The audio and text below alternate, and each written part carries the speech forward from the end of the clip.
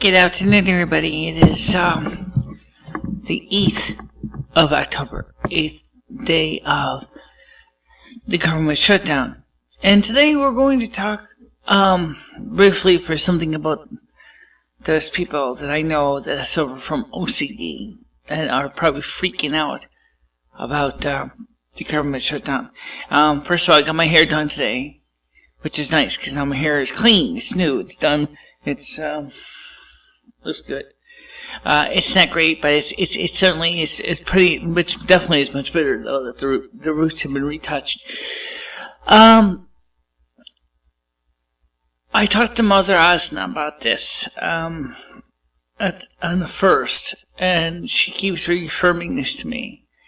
She says, "Do not worry about it.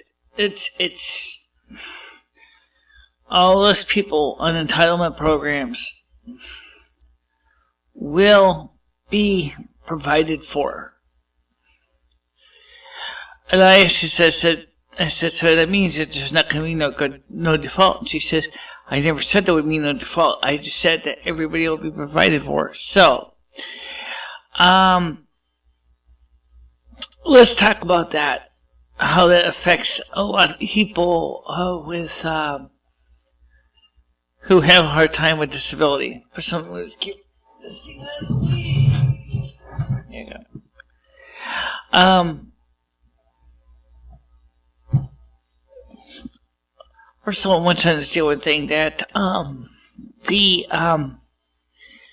our checks, of course, depend on government subsidies. Okay. So to pick this up, this was on the floor. But this is, sorry, it's a little dirty. It's called Medicare in You. Somebody said to stick a sticker on it, but okay.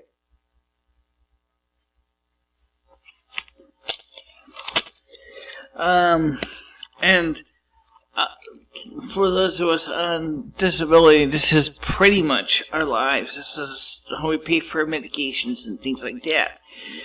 So, first thing I wanted to explain to you is you are going to do fine for a lot of reasons.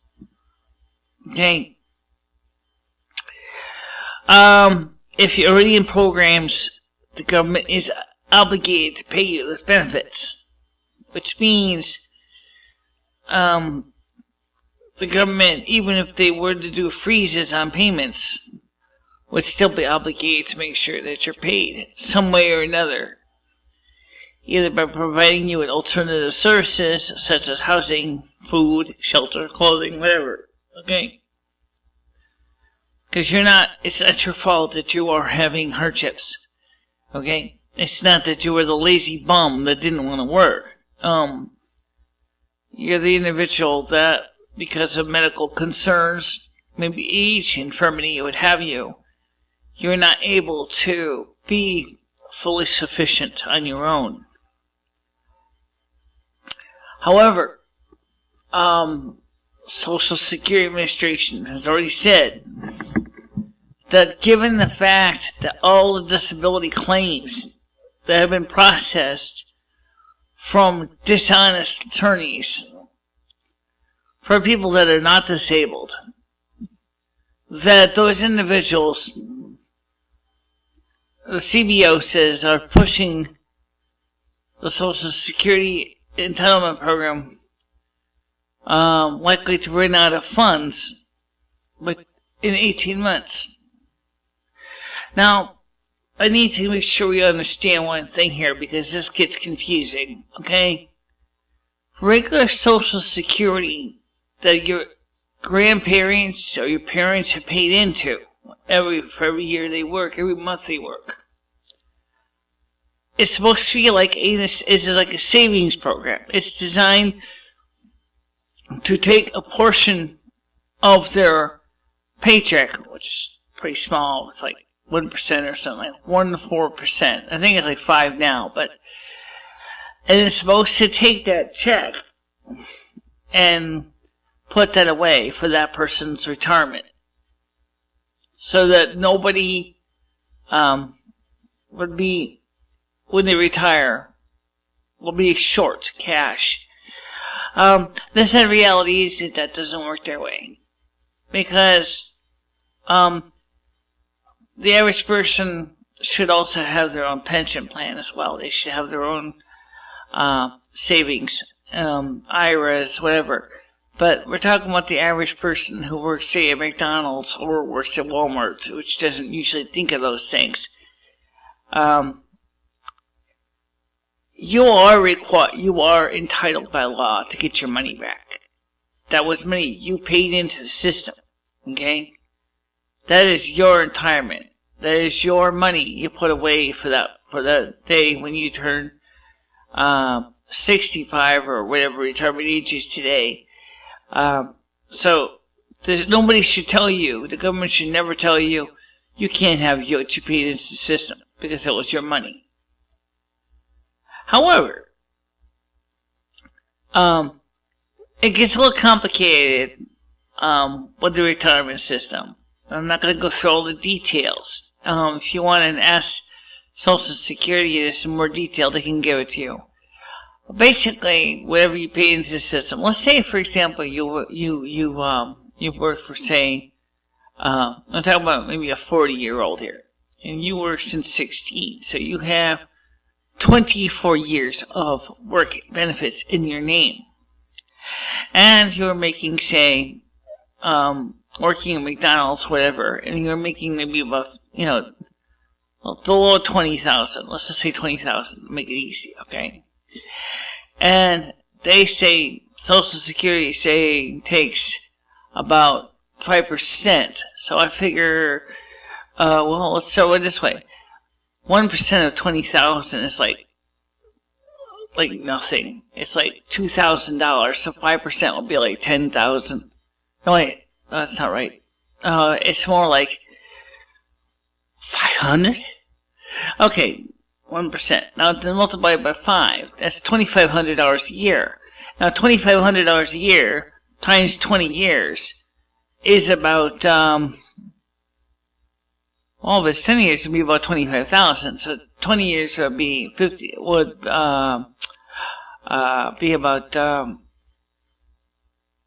$50,000. Okay, that's what you would have paid into Social Security if you were to retire at 40.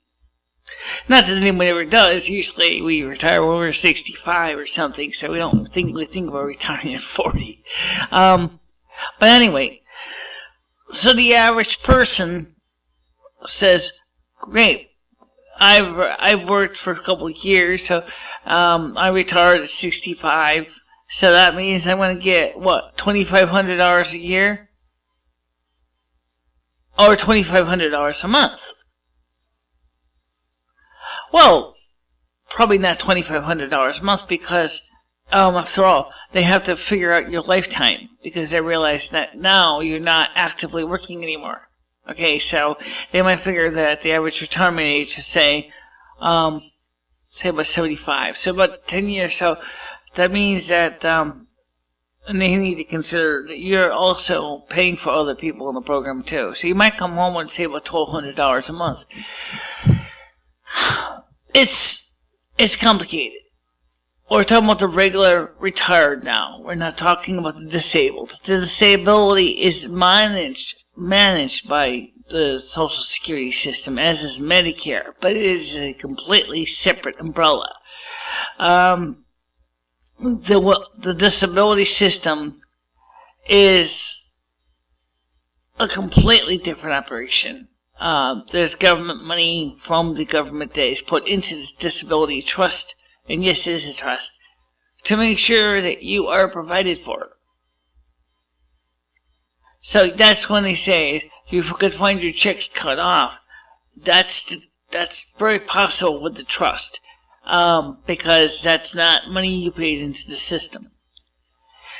So, for those who are suffering from anxieties and flashbacks and all kinds of, evil thoughts, let me first of all assure you that Mother Asna who I love very much, and is also my spirit guide and Lomi's spirit guide, has told both of us, you're going to be fine. You just got to keep your head up. Keep your spirits high. It's going to be tough, but you will prevail. And she said, tell other people the same thing, that they will prevail. It's just going to take a lot of, faith. I had someone talk to me about another video I did personally about the other side, and the person said to me, you can't go by faith alone. Excuse me. Sometimes in day and age, faith is all you got. And you should go by what you feel in your heart. Facts are great, but sometimes the facts are not present. So, we go by what we feel in our heart. We feel in our gut. And when Mother says to me, everything's going to be fine, I tend to think she's right. Now,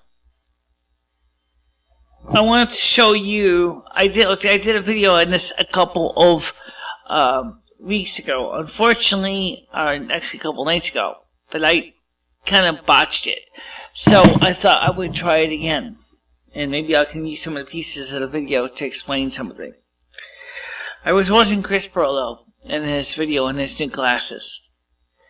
And I realized that, like Chris Perlow said in his own eyesight, he said, I can see. I can finally see. And I realized I have a hearing aid appointment coming up this week, and then the eye doctor's next week. And I realized I mentioned that I never show my glasses on camera, because I'm so conscious about them. And here's this gentleman, and he's on, like me, he's on YouTube, he's very busy, and wears his glasses on TV, because otherwise he would find getting things done very difficult. And so I said to myself, I never showed you my glasses, and so I would show you the ones I'm wearing now. By the way, when I go to see my optometrist next week, I'm going to see if we can put the new prescription into these frames, because these frames have lasted pretty good. They're getting a little bit worn, torn. These are metal frames, a little dirty. And these are also, the prescriptions have changed enough for my eyes that they definitely need new glasses. That's what they look like. This is what I look like with glasses. Now, these have photograys, which means that when the light gets bright, they get darker. Okay? Now, when I first got these things, I hated them because it goes like, well, because of my albinism, this works out great. The only thing is, it takes a while to undark it in a dark room. So for the first few minutes of my time I get in the room, that everything is too dark, and then it takes a while to get it readjusted to my eyes. But I don't just wear glasses. I wear contacts. I wear hearing aids too, and I'm finally going to get my hearing aids adjusted and go through a hearing test this week, because they haven't been serviced in a long time. And let's see, that sounds cleaner. Yeah, definitely better. Just like Chris Pell was saying, notice, if you will, that these prescriptions change quite a bit. Especially in the side. My right eye is a little out. Don't know why. Could be cataracts. Could be chronic dry eye. We don't know. So the I'm going to go to my doctor for next week to check that, find out if it's just a prescription change or if it might be a more serious issue. Now, I have hearing aids. And I don't know if I can show you these. These are the hearing aids here. These are behind the ears.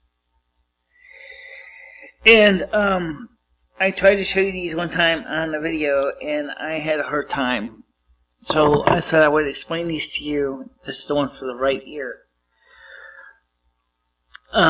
Here we have this hearing aid.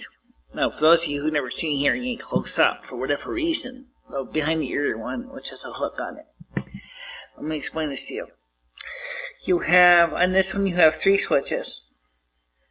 You have a microphone. You have mix it with and a T-coil. Okay, this has a T-coil. This has a volume control. The problem I'm having with this hearing aid is the volume doesn't turn down quite low enough, and it's just too loud. And same with the other one. So the audiologist is going to have to make some adjustments on it. You probably are asking yourself why I chose this kind of hearing aid and not the kind that goes in your ears. There's 2 kinds. There's the bigger one and the really tiny ones. Well, I had the one that went in the outer ear, like a phone out of my ear. And then I lost it when my building got condemned when I was in foreclosure over at Curie Hill. So, unfortunately, I did not have a choice. I lost my hearing aids. Okay. So, I ended up getting a new set of hearing aids, and that's these. Okay. And these are about $1,000 pair. There's 2 of them. There's the right and the left ear. This is the right ear, and this is the left ear. Okay. I'm going to just put this in so you can see what they look like. I'm not going to turn it on. I'm just going to show you what they look like. Because you've probably never seen this here. This goes on over the ear. And then you put this part, the earbud part, like an earphone, into your ear like this. And then you turn it on by pushing that rocker switch right there, and it turns on the sound so you can hear me. Okay? But the problem I'm having with this hearing aid is the T-coil doesn't work on it. The T-coil is a switch, which sets the volume is a little bit too loud. It's also got a T-coil on it, which is supposed to be able to pick up things from electromagnetic things. So, for example, if I put this hearing aid in my ear, and I have a phone that is hearing aid compatible, and it is right here. I'll turn this on to T-coil.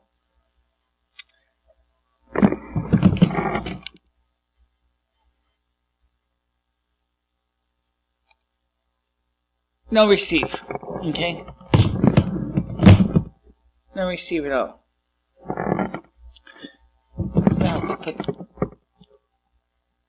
Now I can hear through the microphone, but I can't hear through the T-coil. So that's tells me that T-coil is out of order. It doesn't work on this hearing aid. This one does on the other side, which I'll show you. Same thing. Now, unfortunately, from my dismay, I found out that my iPhone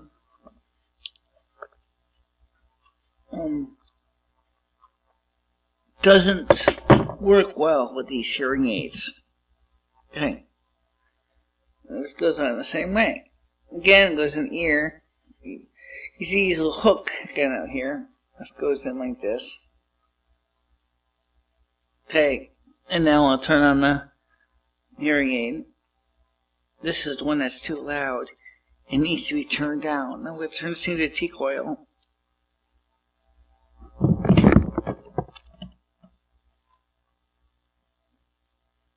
Works fine.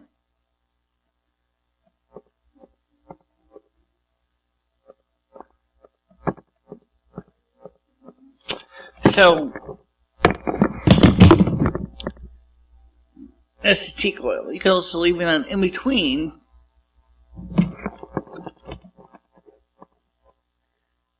And then you can still hear the phone through the earpiece. And hear at the same time, hear the other people you're talking to at the same time. So, that's how that hearing aid works, just like that. So you can see here. Okay. And like I said, I chose these behind the ears because of the fact that these are a little more forgiving for hearing loss. And as far as losing hearing aids go, these are a little harder to lose them.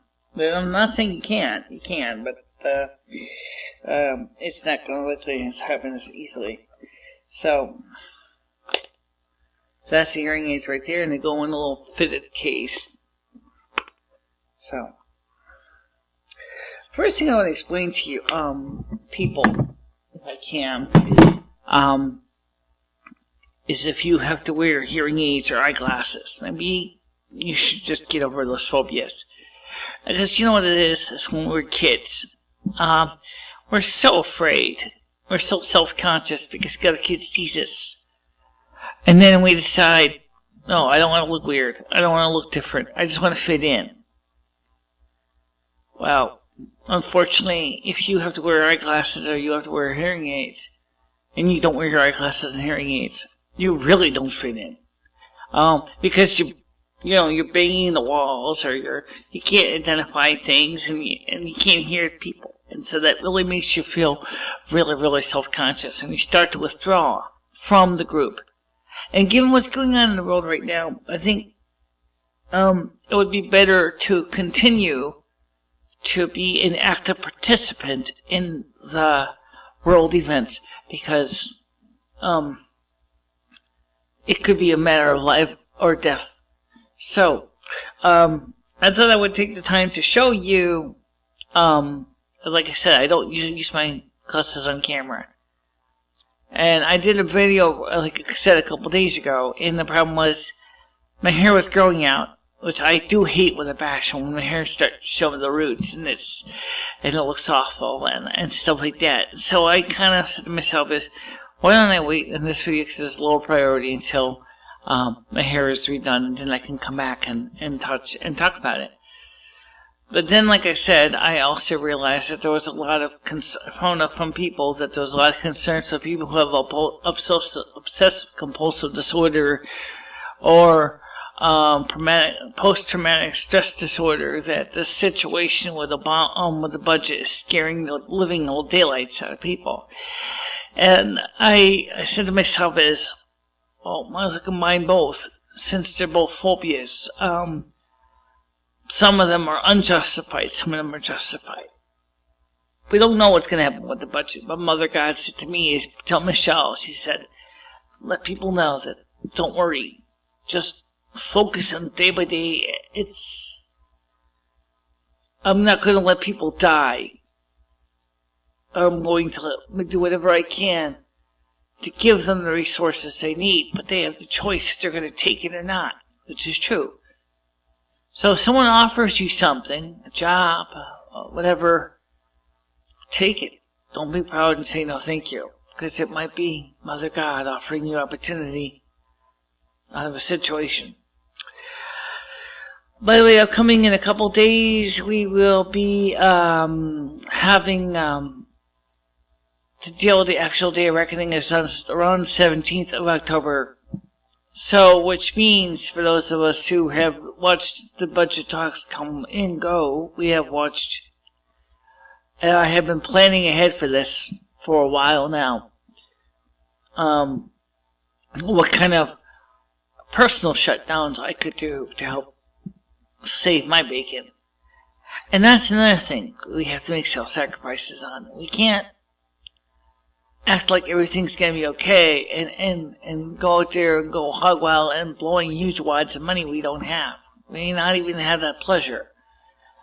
So what I decided to do was I took all my bill money I didn't pay, all my credit card debts I didn't pay yet, salary bill I didn't pay yet, and I transferred that money from my savings into my checking. For one reason, my checking into my savings. Because if it's in my checking account, it's too easy to be tempted and blow it, which would be bad, especially if things really do go south and I might need that money. So me and Lummy decided to do that instead, because it would be easier. Again, this is faith, okay? We don't know what the facts are, because Jack Lou, a couple times Mr. Lou, I accidentally called you Jacob, and I'm sorry. I didn't mean to. I'll get your name wrong. I read so many news articles a day that I kind of screw up now and then too. it is pointed out to us that the United States has never defaulted. A second thing that we hear about is keep hearing about credit, treasuries, and that T-bills, which is the same thing as treasuries. They're actually from securities. How does that affect the average John and Jane Doe? Well, that's the problem. Congress is not really, the talking heads on TV are talking to the big guys with the big bucks, not the small guy with no bucks, okay? I'm going to talk to you, I'm going to talk to the small guy with no bucks. The big guys, you guys have been covered, okay? You guys have had your situation discussed until basically your eyeballs fall out of your head. So let me talk about the small guys, who might be wanting to become big guys, okay? Our government borrows money from people in the form of what we call securities. Okay, what a security means in this case is you agree to sell us some money for a period of time. Say, for example, like 30 years. And for the pleasure of allowing us to use your money, you will earn interest on the money that you lent us. Usually I don't know if it's compounded yearly or if it's compounded daily or what, but it can be quite sizable. Okay? So when say for example 30-year T-bill matures, you get your money back plus the interest rate for letting us borrow your money. Okay? So that's what a security is overall. Now, a lot of the well-to-do have these, but a lot of countries also buy securities from other countries too. It's kind of part of the mutual assured economic destruction or MEAD. Okay, everybody buys everybody else's securities, and the reason is that we cover each other's ass.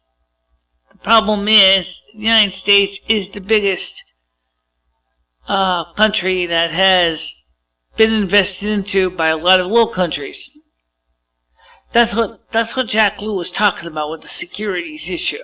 Okay, is that if the United States defaults and it cannot pay back to people for their T-bills when they mature, there's going to be a lot of hurt in the treasuries of other countries, which help finance our treasury. Now, just like what happens when you default on your credit card. Okay, it's the same thing. Except the United States is not going to get a phone call from some collection agency saying, "Hello, Mr. United States. This is some collection agency. We've come to talk to you about your overdue treasury bills. I can't pay them." You can't pay them? You do realize, sir, that the amount owed on that is about $16.7 trillion US dollars. Plus late fees, interest, penalties, and everything else comes out to be about 18 trillion. I don't have $18 trillion. Well, can you get it from a friend, family member, or something like that? Lady, I don't know any other person who has $18 trillion to lend me. Or do I? Yes. Hello, China. I was wondering if I could borrow about $18 trillion from you. I don't think so. You see, you'll not make good money. Your money bad. I don't want your money. It's bad. But you see, I have a lot of assets, government buildings, government machinery, military bases. Interest you? So you want us to sign up on a second mortgage for the United States of America? Yes. And if we default, you'll agree to bail us out. In addition to that, we'll give you all the stuff. I see. Well, Madam President, Secretary Miss Clinton, I will have to think about that. he thought about it, and he said, you know, I like your idea. And you have some nice properties, like, especially a lot of states in the big state of California. It's nice, it's big, it's lots of room, lots of rich people, lots of money, film and theater, everything's there. How about we agree that we will they fault it, we take it. Oh, they're already bankrupt anyway. Oh, perfect. And we get it for cheap. I like it very much. Okay, I'll give you money. Okay, so you need money to float some more bonds. Yes, oh, Honorable Premier. You need money to float more bonds. Oh, good. Okay, so you need, say, about $18 trillion, right? Yeah? Well, last year we needed 16.7, but yeah, I'd say about 18 trillion this time. Well, you know, if I look back at my book here, let's see. Yes, it was signed in 2011 with your Secretary of State Miss Hillary Clinton on about 2011 of February. And you want us to continue to support you, I suppose. But you do realize it's going to cost you. We're willing to give you Yellowstone National Park. We're willing to give you all the government buildings. We're willing to give you California. We're willing to give you Austin. We're willing to give you Houston. What else do you want? I don't think you understand. See, we also want Midwest too. What? Oh, I have to grow food. Our crops have been badly damaged this year by flood. We need more money, so we need more land. Never mind the money, just give me the land so I can grow crops and so we can make sure our people don't starve. You see, you want Midwest land so you can grow more grain and things like that. What about our people? Oh, we'll make sure you're fed too. Well, but you better feed us first, because you owe us money, especially if we're going to let you borrow $18 trillion. Yeah, okay. Fine. Where do I sign this update? Here, right here. Oh, you need to sign in blood. What? Open up your finger. That's a huge cardiac syringe. Yep. We're going to draw lots of blood. Yes, I see 100 cc. Good. Now I'll fill this into my fountain pen. Okay. Sign. You're kidding. No, I'm serious.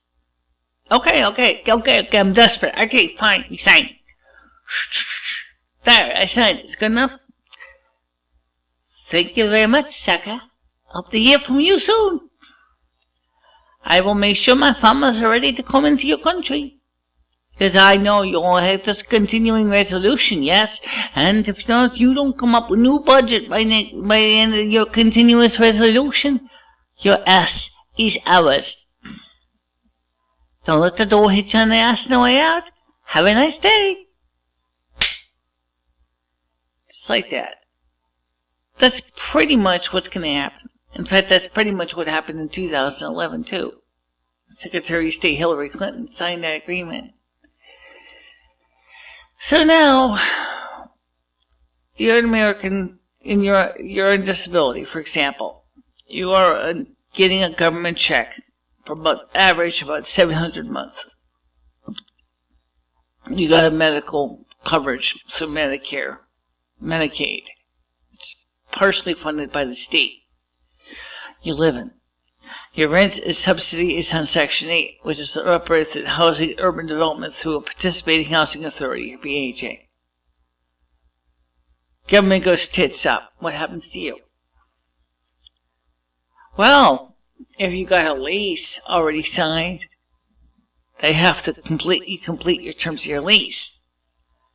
Or they're going to have to help give you the resources to break out of your lease. Okay? Now, Social Security disability isn't so guaranteed. because you may be considered disabled, but it's not money that you paid into the system unless you got a regular retirement fund too.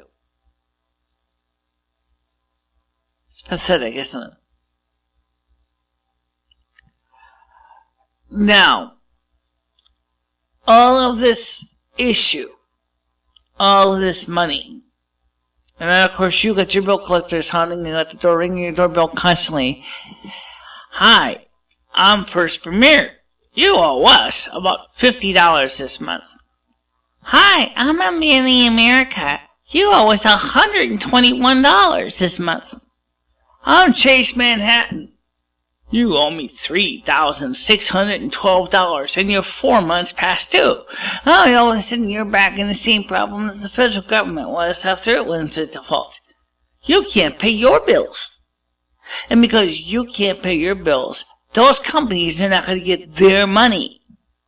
That means if enough people on disability who have been running up credit card debts like crazy can't pay the bills, those companies begin the process going to default with their creditors. And the problem snowballs from there as companies like dominoes fall one by one. Oh, what happens to your landlord? Well, I'm sure if he's like most landlords, he probably has more than one entitlement person on his rent in this building. If it's a single building, he's probably got at least 5, maybe about, depending on the number of apartments. Let's say my landlord, for example. My landlord here has 10 apartments. About 5 of them are entitlement programs, tenants. One of those 5 is on unemployment, and her daughter is helping to finance the rent from her job. All the situation is going to get out of control pretty fast. The system is going to fail. All because the government default, you're going to end up defaulting too. See, you're probably saying, where's mother asking us happy lighting? I never said it was a happy lighting. I just said don't worry. She said things are going to be fine. She didn't say things are going to be happy. That's a little different. First of all, let's get one thing clear. The most important thing that every human being needs is food, water, shelter, and air and clothing. Okay? There are plenty of people, good, kind-hearted people, that will try their best to offer you the assistance you need that are not government subsidies. For example, a couple of philanthropists have offered to pay $10 million towards Head Start to keep the Head Start program back on its feet, even though it's a government program. These philanthropists are on their own are offering $10 million to help offset the cost of Head Start so Head Start could again get back to doing what they were doing. The same thing is being done for other things too. For example, in the city of Detroit, you're not the city, not the government. It's on the federal level. Individuals are taking their own initiatives to offer their own work and time and money to keep the city running properly and cleanly. The same is going on with other communities that are pulling together to make sure that the communities remain a fairly safe and productive environment. These are not government workers doing this. These are individuals. Just like when Hurricane Katrina happened, a lot of individuals went down to New Orleans to help. But the federal government told them to go home. I think the government will take care of it. It's pathetic, because today New Orleans has one of the highest crime rates in the country.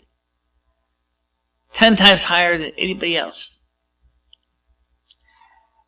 But, in the same thing with Hurricane Sandy. Hurricane Sandy affected Long Island. Many individuals wanted to help, but many were turned away. However, a few individuals were willing to work with the Occupy Wall Street people who had access to the museum piece that was a generator, decided the process to basically set the generator up to allow people to charge their cell phones, and so they could keep communications open. people brought gasoline they had for generators. Sometimes it would be only one generator, but they would bring gasoline if they could manage to get some to keep the generator running on the block. We're talking possibly 2400 watt and 1200 watt generators, so people can keep their cell phones charged. The Danbury Fair Mall here in Connecticut, right after Hurricane Sandy, offered for the people who could get there a part of the mall with electricity and internet access so people could telecommute and could still do work for the companies. From the mall itself, the mall was providing these resources so they could make this happen. So to say that everything is going to be fine is accurate. To say everybody's going to be happy and you're going to see little happy dancing kitties and puppies, that's not going to be that way. But if you focus on the fact is that with careful, calm, rational thinking, which sometimes people who have stress disorders do have a hard time with, you can pull through this. Okay? And don't forget, if something really bad does happen and you do lose your home, in your bug out bag or bob, make sure you have your eyeglasses, your medications, and your hearing aids, if necessary, along with any other necessary daily need wear.